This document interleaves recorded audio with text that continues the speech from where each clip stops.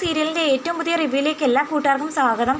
പഴയ സിദ്ധുവിനേക്കാളും പുതിയ സിദ്ധു ഒന്നും കൂടി പൊളിച്ചടിക്കുന്ന തന്നെ പറയാം. രണ്ടുപേരും കൂടിയുള്ള കോംബോ ഒന്നൊന്നര കോംബോയാണ്. ലച്ചുവിനാണെങ്കിൽ സിദ്ധുവിനോട് പേഴ്സണലി സംസാരിക്കണം. കുറേ നാൾക്ക് ശേഷം അടുത്ത് കിട്ടിയ സമയത്ത് വിശേഷങ്ങൾ ഒരുപാട് പറയാനുണ്ട്. എന്നാൽ വീട്ടിലെ ആളുകളും ബഹളവും അതിനൊരു അവസരം കൊടുക്കുന്നേ ഇല്ല.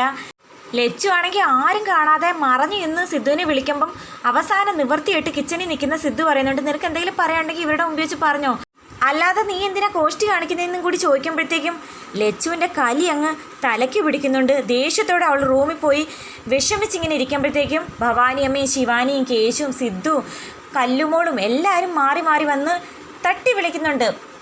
ആര് വിളിച്ചിട്ടും ഡോറ് തുറക്കുന്നില്ല. സിദ്ധു പറയുന്നുണ്ട്, നീ ഡോറ് തുറ, എന്ത് പ്രശ്നം ഉണ്ടെങ്കിലും നമുക്ക് പരിഹാരം ഉണ്ടാക്കാം എന്നൊന്നും പറഞ്ഞിട്ട് അവൾ തുറക്കുന്നില്ല. ഏറ്റവും അവസാനം ഭവാനിയമ്മ പറയുന്നുണ്ട്, പിള്ളേരെ നിങ്ങൾ എന്തിനാ ഇവിടെ നിൽക്കുന്നത്, വാ നമുക്ക് പോവാം. ഭവാനിയമ്മയ്ക്ക് മനസ്സിലായി ലച്ചുവിന് സംസാരിക്കാനൊന്നും പറ്റാത്തതിൻ്റെ വിഷമാണ് കാണിക്കുന്നതെന്ന്. സിദ്ധുവിനാണെങ്കിൽ ലച്ചുവിനെ കണ്ടതിനേക്കാളും സന്തോഷം കേശുവിനോടും ശിവാനിയോടും അമ്മായിയോടും ആൻറ്റിയോടും മുത്തശ്ശിയോടൊക്കെ സംസാരിച്ചിരിക്കാൻ തന്നെയാണ്.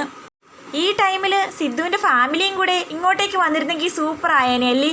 എല്ലാവരും മിസ് ചെയ്യുന്നത് പോലെ ബാലു അച്ഛനും നീലു അമ്മയും കൂടി ഉണ്ടായിരുന്നെങ്കിൽ എപ്പിസോഡ് തകർത്തേനെ. അപ്പോൾ അവരും കൂടി ഇല്ലാത്തതിൻ്റെ ഒരു മിസ്സിങ് ഉണ്ട്. പിന്നെ മുടിയൻ ചേട്ടൻ ബാലു അച്ഛൻ്റെ ആ സംസാരത്തിനൊക്കെ കട്ടയ്ക്ക് കൂടെ നിന്നേനെ നമ്മുടെ സിദ്ധുവും കൂടി.